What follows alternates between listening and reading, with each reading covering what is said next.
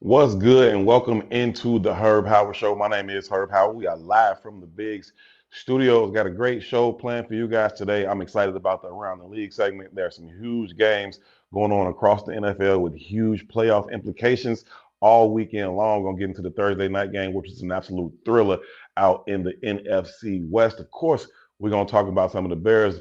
My brother Gino gonna give me a sawbug, but first, let's get one thing straight. So now y'all going to Northwest Indiana? Really? Now y'all going to Gary? Y'all going to be the Gary Bears? Y'all going to be the Northwest Indiana Bears? Mike Wilbon said y'all going to be the Midwest Bears? That's cap, okay? Listen, I like Kevin Warren. I understand what he's doing. The Chicago Bears put Kevin Warren in a terrible position. They bought the land before they hired him, and also before they got all the agreements in place for taxes, for codes, for everything that they wanted to do to actually proceed to building a stadium out in Arlington Heights. They dropped $200 million on a piece of land without having these agreements in place. Then you hire Kevin Warren to come in and close this deal and get the stadium built. Well, he's coming from the Big Ten as commissioner of the Big Ten. And he's like, okay, that sounds cool. Found out nothing is in place. Now he has to go about trying to garner leverage in these negotiations from an ass backwards standpoint. You can't do that. So he goes around and says, okay, we'll put it back on the lakefront, or we'll put it in this town, or we'll put it in that town. They do the whole dog and pony show at Soldier Field to say, we're going to put it right back on the lakefront. That's where it's going to go. They brought out reverends. They was in there praying. That was an absolute crap show, I'll say. Then they say, we back focused on putting it in Arlington Heights. It's not going well. The governor, Representative Cam Buckner, the speaker, they all like, yeah, we're not really rocking with what y'all saying right now. The Bears not getting what they want. They say, okay, fine. We'll go to Indiana then. Indiana thirsty as hell with they lame ass. Sure, come on over here. We'll make everything sweet for you. Do whatever you need to do. Bottom line is the Bears are not going to Indiana. The stadium, in all likelihood, if it ever happens, is going to be in Arlington Heights. The Bears are not a real estate company. They did not spend $200 million on a piece of land to do anything other than build a football and multi-purpose use stadium. We good? I don't want to hear this Indiana stuff no more. Knock it off.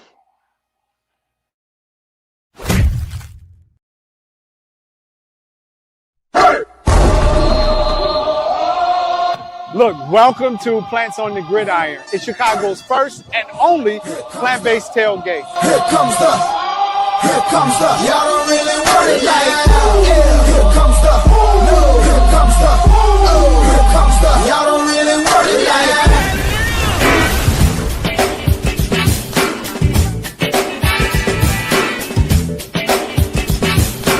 Bigger world, baby.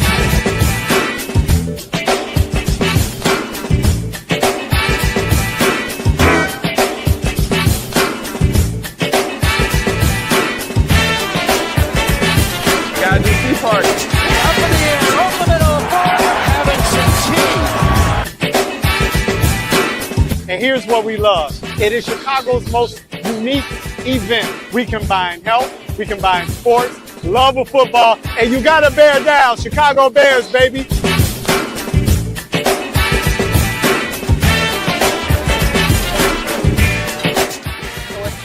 To see the community coming together and just enjoying some really good plant-based food. There's people here that are meat eaters, there's people here that are fully plant-based, and we can come together as a community and just really have an impactful event.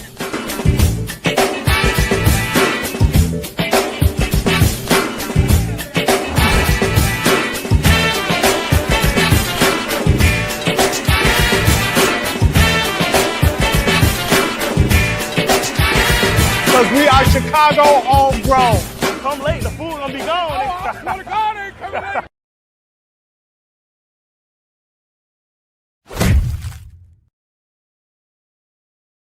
I am the Suma, Morgan Park, and I'm rocking with the Bigs. This is Jason Kidd, and we're rocking with the Bigs. I'm Chris Bryant from the Chicago Cubs, and I'm rocking with the Bigs. What's up, y'all? This is Kyrie Irving. You're tuned into the Bigs. What's happening is Dame Lillard, a.k.a. Dame Dollar, and I'm rocking with the Bigs. What's up? This is D Rose, and I'm rocking with the Bigs. This is Mark Cuban, Dallas Mavericks. You're rocking with the big.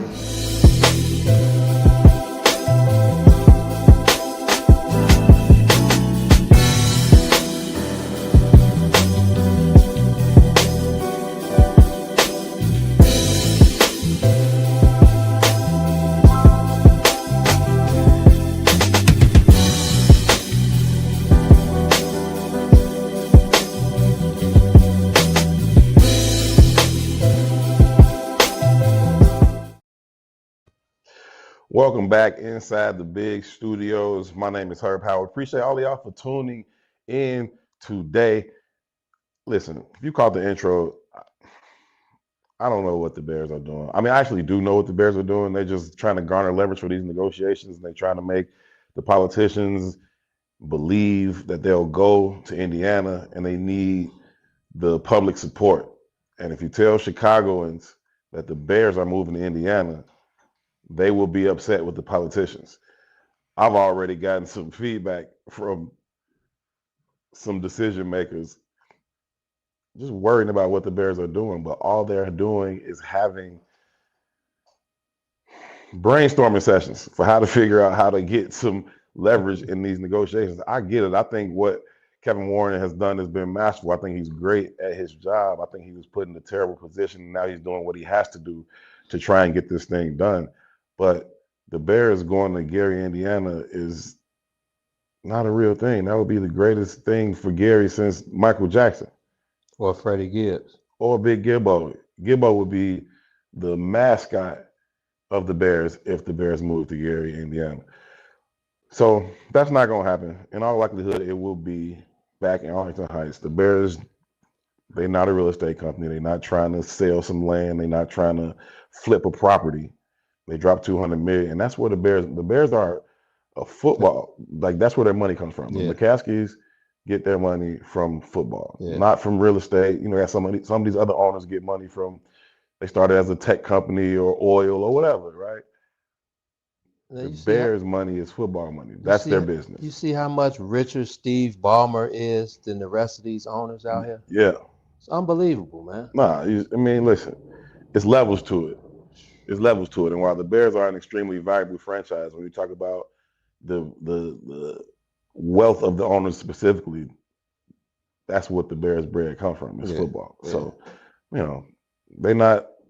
It's a family business, man. They do things backwards. They put Kevin Warren in a bad position, and now he's got to do what he's got to do. They want to get shovels in the ground by the end of 2025. Not gonna happen. That's what they usually do to the black man. But hey, it's Friday. It's Friday.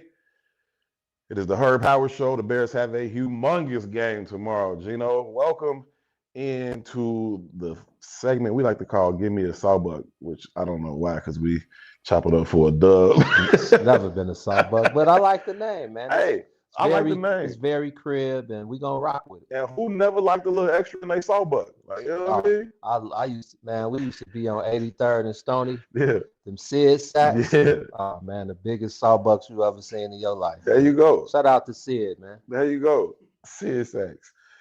All right, Gino, let's hop into it, man. We got the Bears, we got the Packers. We are talking about first place in the NFC North. We are talking about positioning yourself to host at least one or two home games in the postseason. Packers obviously got the first one up in Lambeau. This one is here at Soldier Field. It's a Saturday night game. They playing alone. Whole country will be watching. Big injuries is the story coming into this game. Obviously, Michael Parsons goes down with his ACL. He's out. Questions about whether or not their star receiver, Christian Watson, will be able to play. He might go, he might not. They got their injuries on their side of the ball. The Bears have injuries on their side of the ball. The Packers are also missing the Kraft, their tight end. He's been out for some time, as have their D tackle. So, but the Bears now have some injuries as well. Rome Odunze, Luther Burden, both of them are out for the game tomorrow. Which injuries do you think will impact the game the most? It's an interesting question, man. I think when I look at the Green Bay Packers side of things, that's raw too. Shout out to T. Look, man. Yeah. T ain't. Hey. It's us. Hey. Y'all peep that graphic, man. Shout out to Desto. And shout Respect out the to shooter. Desto. Respect the shooter. Desto Nation with the custom original big shots from the game. Shout out to Raw, Desto. man. Continue to up the production levels up here, man. Y'all show us some love, man. We getting our game right over This is here. show number 20, man. People been rocking with us, and we're gonna continue to rock with y'all and improve the product on a show by show basis. But yeah, back to we talk about. I'm gonna start with the Packers. Losing Michael Parsons is obviously huge. Yeah. They didn't get him until damn near what, mid-season? Yeah. No. They got him at the beginning of the season. Oh, he started the year with it was just at the very end, before the season started, when he couldn't get the deal done with Dallas. Jerry Jones was like, all right, whatever. So I feel like he had enough time to get fully in tune with the play call stuff that you really get in tune in training camp and stuff like that. So he had the time to get in tune with the play calls, get in tune with the teammates, find out how everything rocks, not just on the field, but off the field, how they do things in Green Bay. So I do think losing Michael Parsons is a huge loss, but also, hey man, Rashawn Gary is a very capable guy to run them players through the headphones and be able to anchor that defense. So first round pick, very capable pass rusher. So I think when I look over there, losing Michael Parsons, top 3, top 5 defensive player in the league, but top 10, 15 player overall in football, obviously it's a huge loss. But I think Rashawn Gary is very capable of still anchoring that defense. So I think looking at the Bears side with the loss of Luther Burden and the loss of Rome Odunze, who I'm going to ask you, I'm going to just go right to it, cut straight to it. Is he done for the year, man? Let's be honest, man. Rome? Yeah. Stress fractures are funny, man. You just don't know what that is and what he's dealing with in his foot. And so you have those types of things, and they can just flare up on you. I mean, he thought he could play last week. Right. Went out there to warm up. You plant the wrong way. And obviously, planning is what it is to be a receiver. Making all these cuts. So it's. I don't know. I hope not. I certainly hope not. I think he adds an element to their offense that they really, really need if they want to make a legitimate run in the postseason. Maybe you shut him down, give him a few weeks and see if he can be ready for the postseason. But if he's gone completely, that would be a huge blow to this offense. Luther Burden, Rome Odunze, 2 of your top 3 receivers. Guess we're going to see a lot of 13 personnel this weekend. What you think? Yeah, you certainly see a lot of 12 personnel and maybe more 13 than usual. They tend to run out of 13, but for throwing the ball around, it's a reason why I'm not hugely concerned that they're missing both of those guys. Do you want both of those guys? Absolutely. Are you better with both of those guys? No doubt about it. But the Bears have the flexibility offensively. I asked Coach Johnson, I think earlier this week or last week, about the value of having taught this system offensively as a complete package. They taught the plays as complete total concepts, not individual positions. Right. So that every player could know the complete concept, which gives them the flexibility to then move around the offense from position to position and still be able to play. So you could use Colston Loveland as essentially a wide receiver because he understands the concept of the play and what routes that need to be run. Okay. Also, I think the Bears have pretty good depth at wide receiver. So you'll see a lot of 2 tight end sets, Colston Loveland, Cole Kmet, getting out there doing their thing. They'll be involved in the passing game. But it's going to start with DJ Moore, obviously. And then Olamide Zaccheaus is more than capable of putting up a big game. He's had big plays throughout the season. Devin Duvernay is a veteran receiver. The Bears haven't called upon him much this year because they have so many other receivers ahead of him, but he's more than capable. We've seen him play well at the receiver position out in Baltimore. I just think that the Bears have such flexibility and versatility on offense that while it's not ideal to miss those guys, they will be able to make up for their production. And let's not have last week's DJ Moore performance be a one-off. Please keep him out of the backfield and throw him the ball in the flat and let him work, man. DJ should see at least 12 targets. You got to target DJ at least 12 times in this game tomorrow. Get him going early. Look to him often. DJ is more than capable of carrying that. as far as the Packers goes, there's just no replacing Michael Parsons. He's that good. The way he impacted the game up in Lambeau was huge. Didn't have the sacks, but constantly with the pressures, constantly moving Caleb Williams off the spot. Caleb Williams running for his life from that man because Michael Parsons is probably as fast as Caleb is. Right. No replacing them, but they're still a good defense. Yeah. And you got to think that Michael Parsons, because of what you just asked me, he came to them at the very last minute before the season started, which means the Packers went through their entire offseason program preparing to play defense without him. Exactly. You had him, now you don't, but you got guys ready through the spring, through the summer, through the preseason. So they'll have a plan in place for what they want to do. It'll be a great, great football game out on the lakefront, man. Sunday night football won't be freezing cold.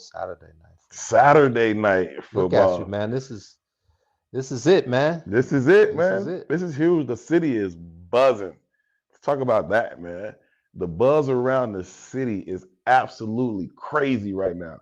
Everybody is talking about Bears, Packers. Everybody's just talking about the Bears in general and where they are and what they could go on to do. Everywhere I go, people asking me about the Bears. Everybody asking me about this game. I'm getting calls. I'm getting texts like, "Oh, I'm so excited about this game. Tell me something. Tell me something." I'm like, I don't know what to tell you, man. It's the clash of a couple of Titans this year, and the Bears got to have it. Yeah, we ain't seen this much excitement around here in 2018? Yeah, probably? Yeah, it's been since 18. Yeah, it's about time, man. It's about time that games this late in the season are meaningful. And I'm looking for the guys to continue to show and prove. Like, this ain't the time to tuck your tails, man. You got the city on your back. You got a good forecast in sight for mid-December. It's like, come on, man, get a city an early Christmas present, man. Go in there, smack the pack around, smack some cheese off some heads. Man, I'll never forget that year. What was it, 2002, when McNabb dunked the ball over the field goal post? I was sitting in the end zone, so I'll tell you a quick story. So we get the tickets from McNabb. We come in, it's like me, it's about 12 of us, right? We come in, we don't have no seats. It's like, bro, we with the starting quarterback of the NFC East champions. How don't we have no seats, bro? So they ended up taking us into the opposite end zone and sitting with the Army. You know, they had the I'm not sure if it was the Army, the Navy, the Air Force, whoever it was, but they ended up sitting us in behind the end zone with those guys. So I'm tell you how crazy I was. I had on 2 McNabb jerseys. I had on my coat. I took my coat off. I had one McNabb jersey on for the first half. And in the second half, I took that one off. I had on the other McNabb jersey. He ends up dunking the ball through the goalpost. Eagles end up winning the game. However, I turn around and I look up at the fan base. It's one idiot sitting at the top of the stands with a cheese head. Do you know they smacked that cheese off his head and smacked it around and started throwing it around the end zone? Like, nothing to do with the game, but there was one idiot Packers fan in the building, and they treated him the entire time, bro. Every single game, every single Bears game since I've been covering the beat, no matter where the game is, there's always at least one Packers jersey there.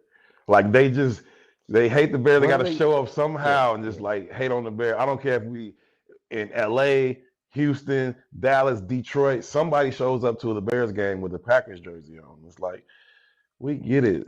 Y'all hate each other, the rivalry. And they've been treating us for years. And the Bears fans are very similar. Every single home game, you come through the South Tunnel, it doesn't matter who the Bears are playing. They chant, "Green Bay sucks. Green Bay sucks," coming through the South Tunnel, and it echoes and reverberates all through.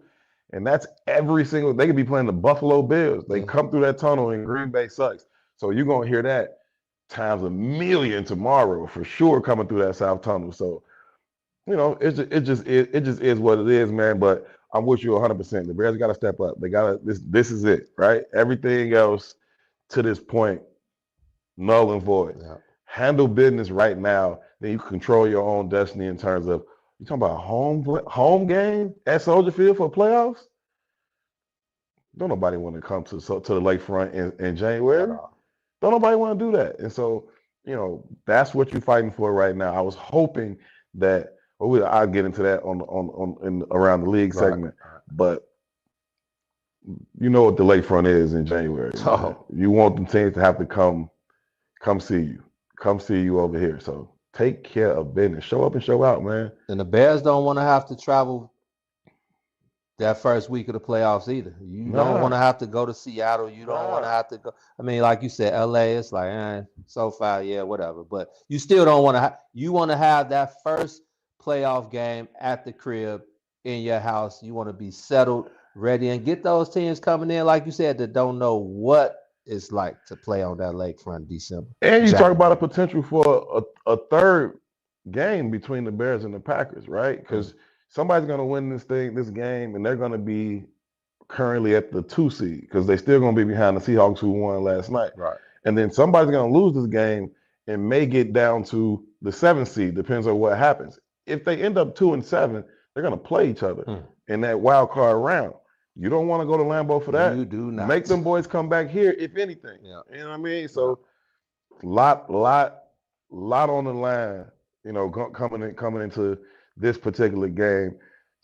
Before we get into predictions and keys to the victory, this cornerback position for the Bears, man, it's a bit of a traffic jam there now, man. Obviously, Jalen was out for quite some time. He's your number one corner. He's back. LaShawn Wright has had a Pro Bowl caliber season. He's there. And Tyreek Stevenson is there as well. Tyreek was a little banged up for a week, so he missed the game when Jalen first came back, and then he was on a bit of a pitch count last week. Now they all fully healthy. I'll be interested to see how that plays out. I don't think you can take LaShawn Wright off the field. I like Tyreek. I'm a fan of his game. I like him as a person. But I don't know how you can take LaShawn Wright off the field and Jalen Johnson is your best corner. I know he's working his way back. He's not in full form yet, but he's only going to get in full form by putting him on the field. So you're not taking him off the field. Right. I'll be interested to see how they go about deploying those 3 corners. Shit, DA and Al Harris, they've done a great job so far of finding ways to, mix and match and make that thing work back there. So I think when you talk about Tyreek Stevenson, who I've liked the way he's come on, kind of a bounce back season from what happened in Washington last year, all the flack and the heat he took coming back and kind of showing improvement, but missing some time due to injury, and LaShawn Wright stepping up and kind of taking both sides. He's been a nice addition at the corner in the passing game, but he's also gotten in there and mixed it up, like getting in there. That Philly game, man, when he got in there and he took that ball from Jalen Hurts, that was another level of physicality that I didn't, and I don't know him as well as you do. We talked to him a couple times. I've seen him around.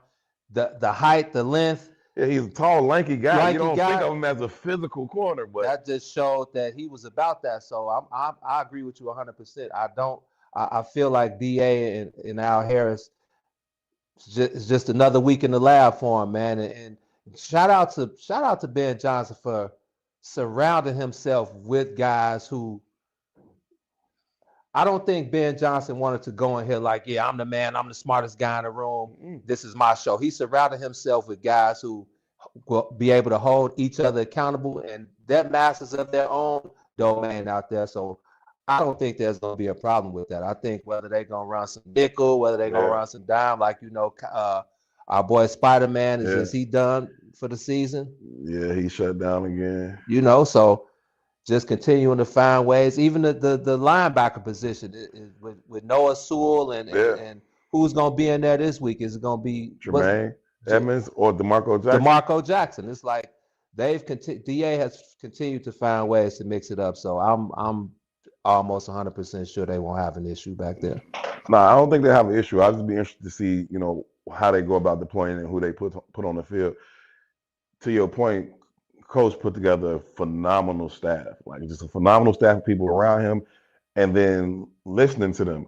And you talk about these guys that have come in and stepped up, they have made some money for themselves, man. LaShawn Wright, DeMarco Jackson, they're going to make some money for themselves next year. but these are guys that have familiarity with the coaches, right? So these coaches didn't just come here and implement their system. They also said, hey, Ben, I got a shorty that was over there. He wasn't getting a lot of burn, but I'm telling you, he can ball. Yeah. And so you get DeMarco Jackson, who had been with Dennis Allen.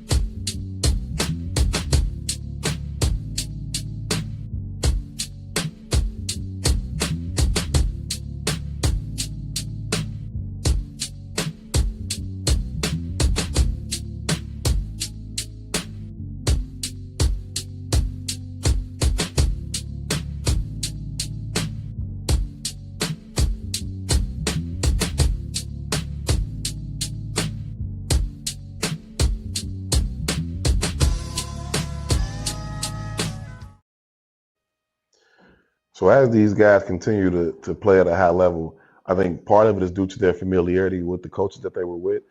DeMarco Jackson was with DA for a while with the Saints. Nashawn Wright has been with Al Harris his entire career. Okay. So the familiarity with those guys has allowed them to come in and play well. There's some conversation going on about DeMarco Jackson, who won NFC Defensive Player of the Week last week for his efforts against the Browns. He got an interception, he had a sack. He's played phenomenal in filling in for Tremaine Edmonds. But there's a conversation now, like, oh, how can you take DeMarco Jackson off the field as good as he's been playing? Because Tremaine Edmonds is on your team, that's why. Like, buddy ain't, listen, we're not, recency bias is crazy. Okay. And people get so excited for what DeMarco Jackson has done, and that's great. Shout out to D-Jack for stepping up and doing his thing. But that's what you're supposed to do. You the backup, start to go down, you step up and you play well. And he has done that. He's made some money for him and his family going forward. But for now, you bring back your star middle linebacker. That's what you do. Like, Tremaine Edmonds is a freak of nature with his skill. He's 6'5", he's extremely long, very athletic. You don't let a guy say, oh, he played well for a few games, so we're not going to. Yes, you are. That's. I understand it. I get the excitement. Shout out to D-Jack. If Tremaine is ready to go, you put him back in the game, point blank, period. So what about the roster for this weekend? Is what about Noah Sewell? Is he ready? Yeah, Noah Sewell's good to go. He's been back on special teams, and because TJ Edwards came back, and so listen, they healthy at linebacker. They should have everything they need. It's just a question of, are they ready to? Is Tremaine ready to come back? I know he's eligible to come back, but we won't know if the Bears actually activate him until 3:00 tomorrow. 3:00 on Saturday. They have to elevate him before then. So we'll know then going into the game. But if they activate him before by 3:00, he's starting. And D-Jack could be back in his reserve role playing special teams, and that's cool, no problem. But if Tremaine ready to go, you put him back in the game. No doubt. Keys to victory, man. Big dubs on the line. How are the Bears going to go get it? Or what do the Packers need to do to go get it? Big dubs are on the line. And I think the key to this win, and it's been the key to most of these wins lately. Yeah. Continue to pound the run game, man. And I was going to add, this was another question I was going to ask you. And I think the faction of the team, the MVP faction of the team, the offensive line, man. Yeah, man. They've been balling. You got to give a shout out to my guy, Joe Tooney, man. What do you say about the offensive line when you're not talking about them? It's the best thing, man. The best thing for offensive linemen is when you're not really hearing their name, they're not being called, just quiet and steady. Quiet and steady. Joe Tooney, man. No sacks allowed. Looks like he made the best decision, too, to come on over here from Kansas City because their ran is over. All Buddy do is win. Yeah. That man played for the Patriots, Super Bowls, the Chiefs, Super Bowls. When he first got here, I was like, hey, man, how do you think you're going to be able to handle it if y'all don't do what y'all want to do and this would be like a regular Bears season? He was like, I don't know, man. We're going to come here. We're going to do the best we can. Fortunately, everywhere he go, he wins. So now the Bears is winning now. Exactly, man. High IQ guy. Never misses his assignments. I feel like he's being that winner. He's able to come here, talk to some of those younger guys, take the pressure off of guys like Darnell Wright and Ozzie and some of those other guys. Exactly. Lead by example, man. Show those guys how to be professionals. He ain't a rah-rah guy. He ain't a big, loud guy. He's chill, but you just go about his business. You just watch him. And then you have no choice as a Drew Dahlman, as a Jonah Jackson, as a Darnell Wright to just follow his lead, how he takes care of his body throughout the week to get ready for the game. The offensive line has started. Those four have started every game. That's rare, not only for the Bears especially, but around the league. Now the left tackle spot has switched as they try to figure out, what's best for them there. Braxton, Ozzie, and Theo. But those other four have been there every single game, and that continuity, as much as anything, has allowed them to continue to develop and play well and keep that running game going. I think it's going to be key to keep the running game going as well. DeAndre Swift is a little banged up. He's got a growing. He's been limited throughout the week. There's some questions about whether he'll play. He's going to be out there. And he's questionable every week. Yeah, I mean, he's had this growing for a little while. So, you kind of limit him, get him ready for the game day. But it's week 16. It's the National Football League. Right. Everybody banged up. Everybody is dealing with something. There's nobody on any team that's 100% right now. You're dealing with something. It's that point in the season.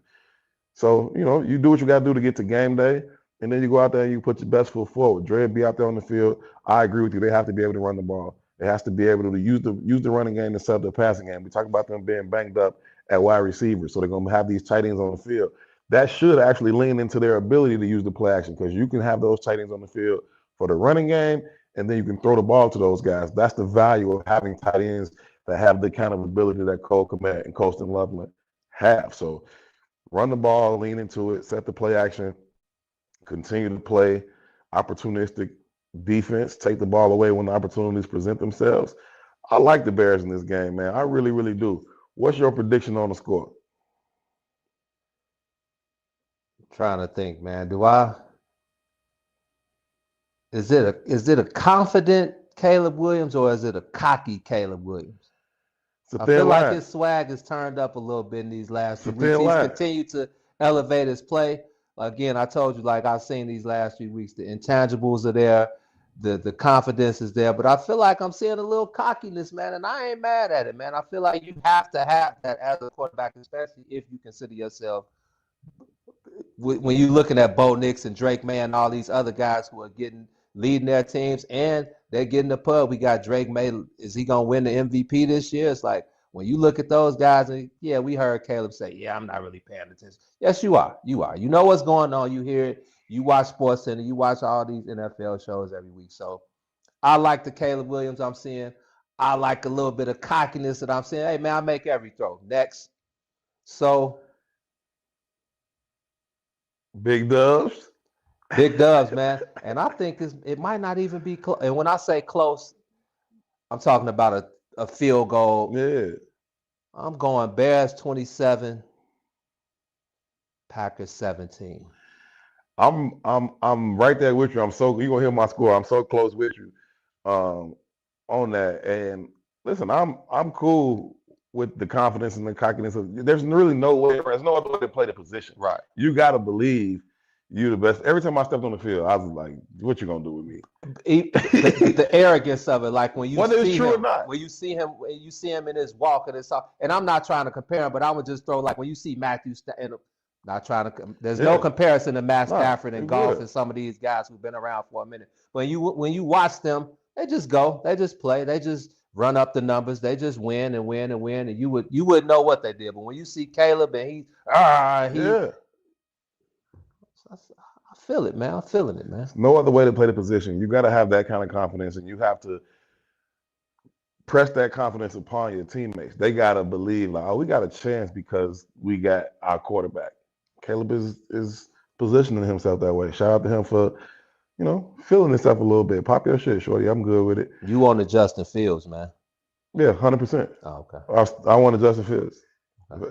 People been hitting me up like, "Oh, you want to you want to apologize? You want to change it?" I ain't changing shit. Like I said what I said. I'm standing on that. When Caleb Williams wasn't available as the number 1 pick, I would have traded that pick.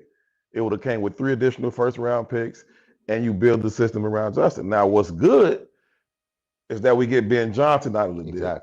Because I don't think Ben Johnson would be here because I think the Bears would have done well taking that path, and then you still have Flus here. Oh my God. I don't know, whatever. I love that Ben Johnson is here. You'll never hear me say I changed my mind about what I wanted. Okay. It's just not a thing. Score. 28-17 Bears. And we getting 4 T's and D's. T's and D's, man. The running back's gonna split one, and Caleb gonna throw 2. I believe so. 2 on the ground, 2 in the air. I think the Bears come out. They set the tone. They play ball control football. They take the ball away. 28-17, man. I respect the Packers. They're a good team. It's the Bears' time, man. It's the Bears' time. You at home. The stadium is going to be lit in there. It's going to be so lit in there. I can't wait to get to the stadium tomorrow.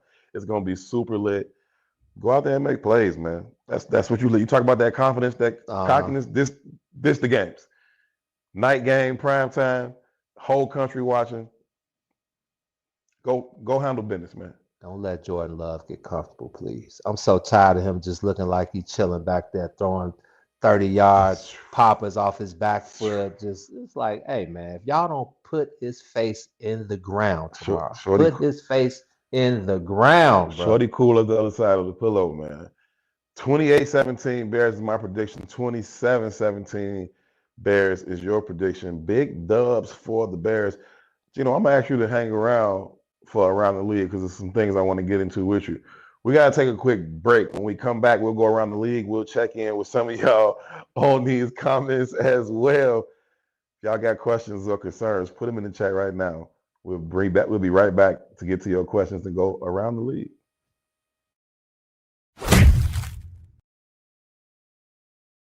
I am the Sumo, Morgan Park, and I'm rocking with the Bigs. Yeah, this is Jason Kidd, and we're rocking with the Bigs. I'm Chris Bryant from the Chicago Cubs, and I'm rocking with the Bigs. What's up, y'all? This is Kyrie Irving. You're tuned into the Bigs. What's happening is Dame Lillard, a.k.a. Dame Dollar, and I'm rocking with the Bigs. What's up? This is D Rose, and I'm rocking with the Bigs. This is Mark Cuban, Dallas Mavericks. You're rocking with the Bigs.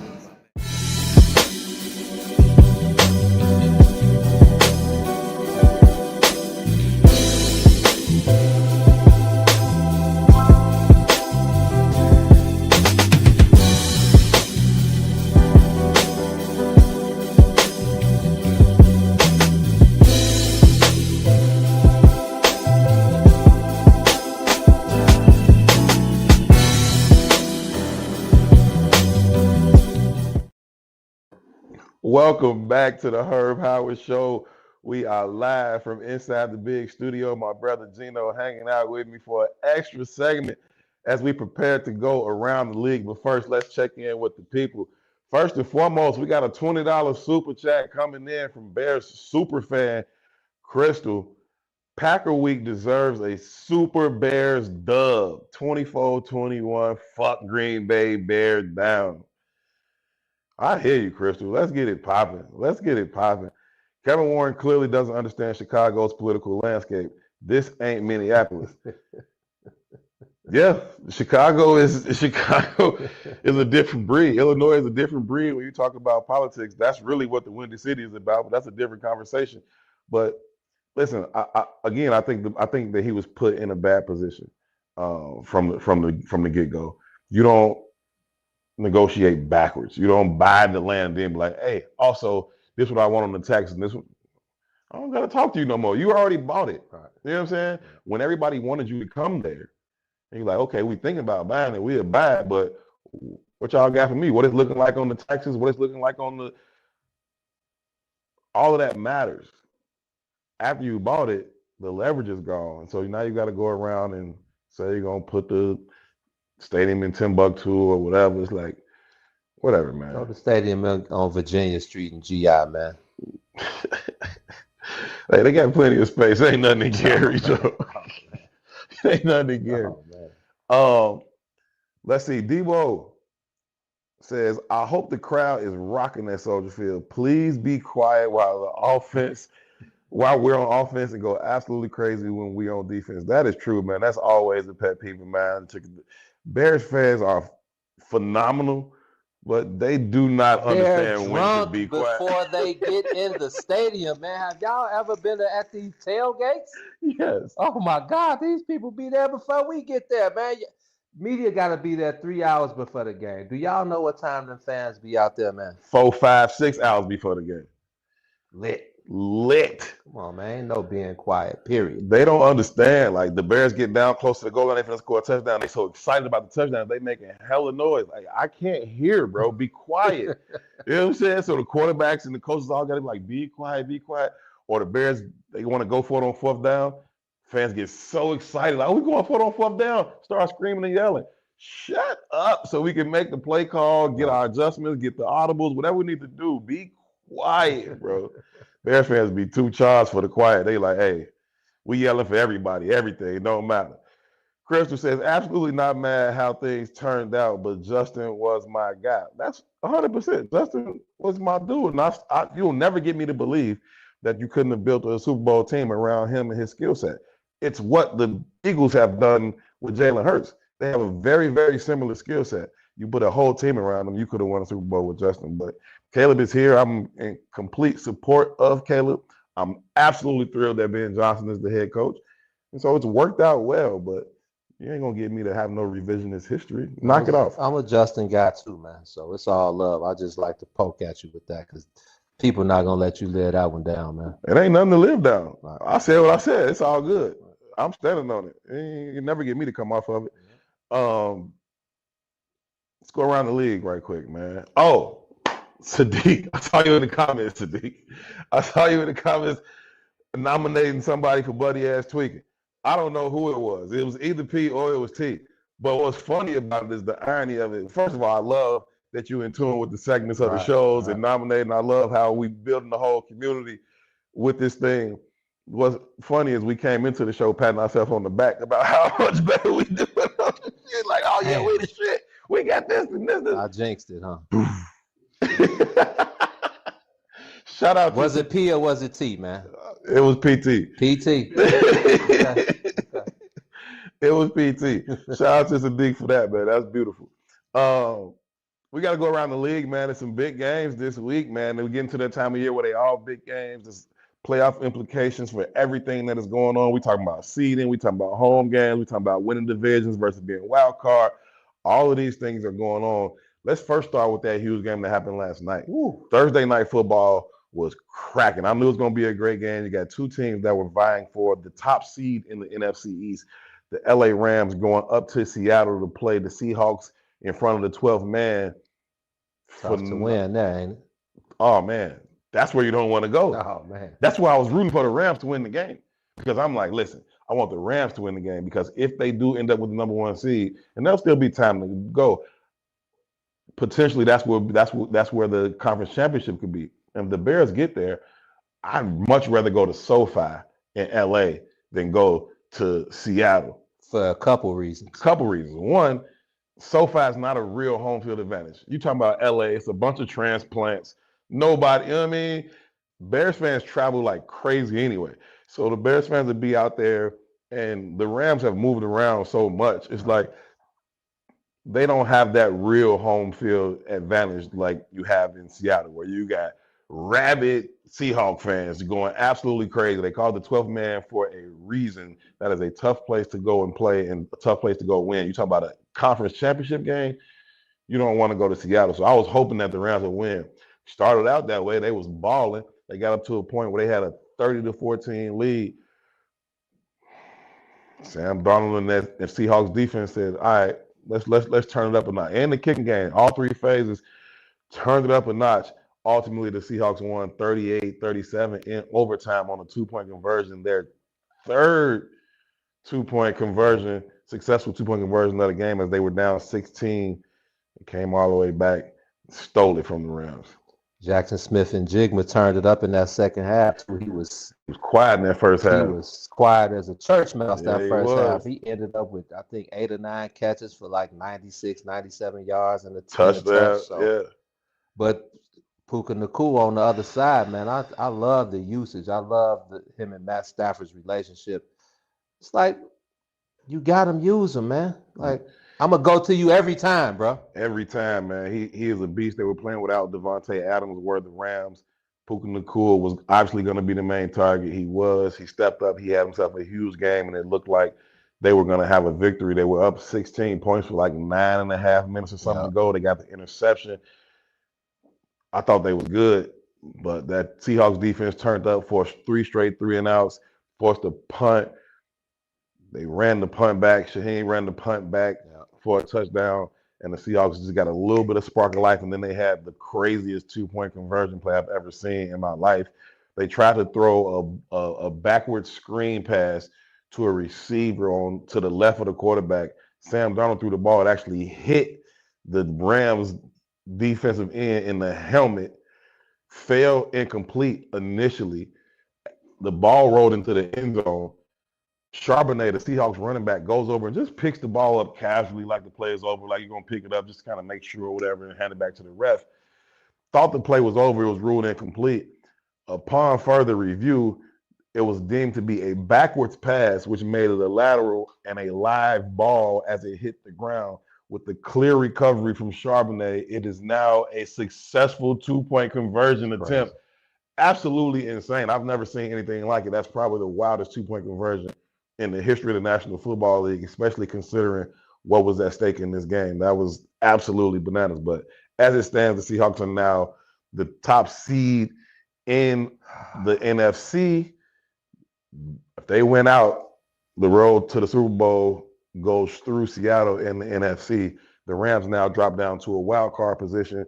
They would probably have like the 5th wild card spot because they still got a very, very good record. But huge game, great game that they had last night. Some of the games coming up on Sunday and later on this weekend. The Bucs go to the Panthers. Both of them are 7-7. Neither of them are a real threat to make a deep run, but one of them is going to go to the playoffs by winning the NFC South. This game is going to dictate who does that. It is in North Carolina. The Panthers are hosting. The Panthers are playing well right now. The Bucs have been kind of sliding back. What you think on that game? Didn't the Panthers just extend somebody yesterday, a wide receiver? Did they? I don't know, to be honest with you. Yeah, they extended somebody in Carolina, but hey, man, it's one of those divisions where only the strong survive, and I haven't liked the way the Buccaneers have looked the last couple of weeks. I know my guy from Harvey, what's our shorty from Harvey, the running back? The Bucs. The little guy. I can't think of his name right now, but I like him. Bucky Irvin. Yeah. Bucky Irvin. It's a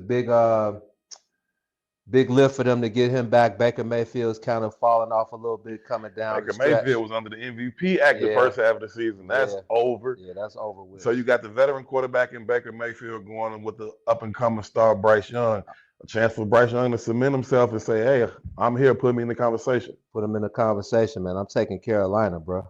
I like the way they've kind of turned that little thing around. Bryce Young was looking like he might have been a bust too, but it's like you got to give some of these guys just don't develop as quick. Again, put the right guys around them, put the right system around them, put the belief in them. I think Bryce Young, it just took him a little minute to see how, what was going to work out best for him. And I like what I've seen from them the last few weeks. So I'm taking Carolina to win that division and make the playoffs.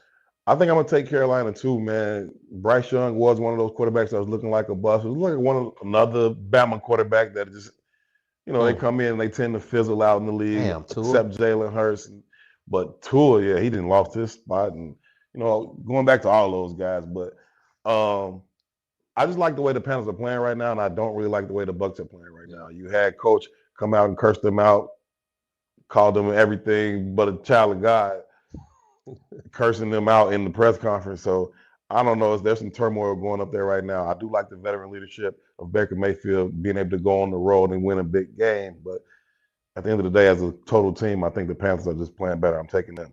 Jags are at the Broncos. This is going to be about seeding in the AFC playoff race. The Jags are having a good season. The Broncos are having a very good season. Yeah. I like the Jags. I like what they're doing right now. I don't think they go out to Mount High and come home with a dub. It's no way. Yeah. Shout out to Trevor Lawrence. He's definitely stepped it up. Beginning to live up to the contract he signed a couple years ago. Yeah. Yeah, the hype coming out of college was Insane. outstanding. Yeah, so like what I'm seeing for Trevor Lawrence, but there's no way they're going to Mount High and come out of there with a dub. Steelers going to Motown.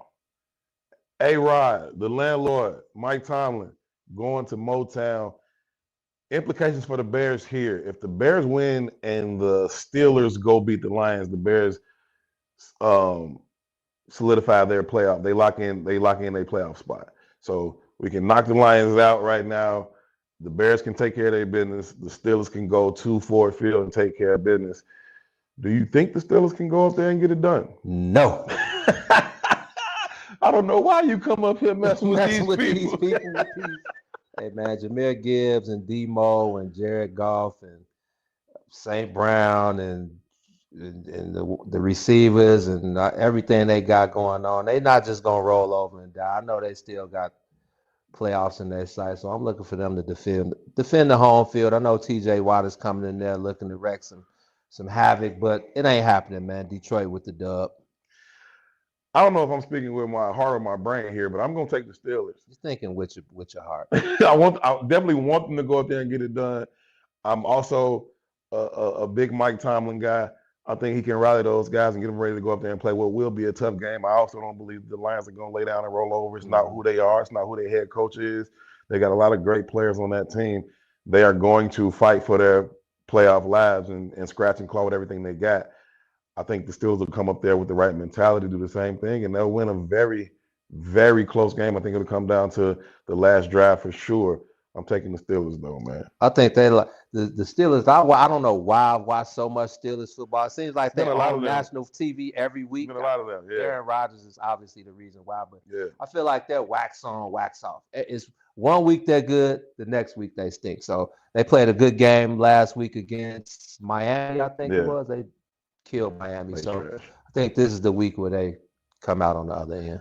The New England Patriots, coming off a disappointing defeat at home to the Buffalo Bills, will now take their show on the road to Baltimore, who's in that fight with the Steelers to try to get into the postseason. Both of them will not make it. The Steelers go on the road to Detroit. The Ravens are at home hosting a very good Patriots team. Drake May and the boys. Drake May is in the MVP conversation, although Matt Stafford, well, like I was gonna say, he had a chance to lock it up last night, but they took the L, so we'll see. Pat's at the Ravens. Who you got? I hate to go against my guy Lamar. I'm a Lamar guy. I got Lamar starting this week on my fantasy squad, so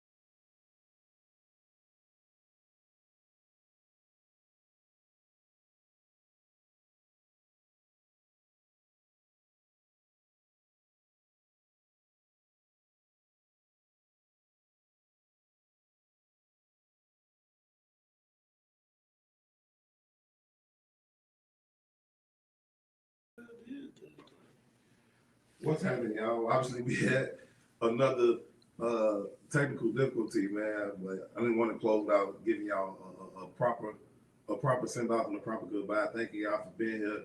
We 20 episodes in. This was by far the longest one that we've had. But it's the biggest game of the season, so it was only fitting. But thank y'all for tuning in, man. Thank y'all for y'all input and adding to the show. It is extremely valuable. It is definitely appreciated. I'm taking the Pats, you're taking the Ravens. I'm taking the 49ers at the Colts over Granddad. Definitely taking Phillip Rivers, man. Go on to the crib, man. I know you got that 10-piece spicy at the crib. I know it was catching up to you. I know you needed a break, brother, but get out while the getting is good so you can go back home and take care of the babies. Playoff implications for both of them. The 49ers obviously trying to remain in the wild card race. The Bears go to San Francisco next week. So are we going? No. No, we're not going. I'm throwing everything restriction, man. I'm dealing with blood pressure. Got my OG to take care of at the same time. So, Mama H, I see you in the comments. We love you, and we hope that you are getting so much better. And if there's anything your other sons can do, let us know.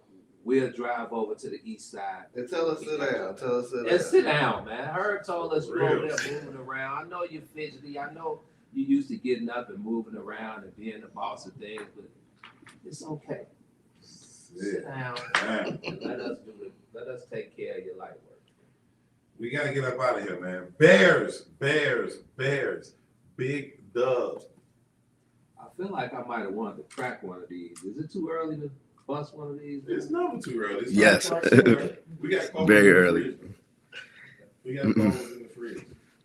Shout out to Morris Brewing Company, man. Shout out to all the sponsors. We appreciate everybody checking in. We appreciate y'all more than anything. Are we giving a shout out to PNT today, or are we not giving them a shout out? What y'all say, Jack? What y'all say, One Jack? of the last comments said PNT is back there tweaking again. Nah, shout out to the brothers as always. PIT doing all of the hard work behind the cameras. Making me look good, man. I mean, I'm already wicked. I got the cut yesterday. I see you. You know what I'm saying? I see you. I know my eyes feel a little wicked when they get the Caesar. So, but I threw the Siren Madam on. I was watching Van Vliet podcast. He had KD on there. KD was like, get a haircut for what? He sounded like he's talking about he don't use no lotion, too. Yeah, y'all on the full body moisturizer hack. Y'all be smooth tweaking. KD, I'm going to see you in Houston in about 3 weeks, Joe. I'm going to get up with you. I've been hitting your line up, but we're going to leave that off the line because we got to talk, bro. Hey, we always see KD in the drops. He always, he rocking with the big. So shout out to KD. We got to go, man. Shout out to y'all most importantly. Thank y'all so very, very much. We'll be back, man. Will the Bears be in first place in the North? Will they be falling back looking for a wild card spot? Huge game. Big day in the city of Chicago. It feels like it's Christmas tomorrow or something. It feels like it's a Super Bowl or something, man. Bear down. Peace.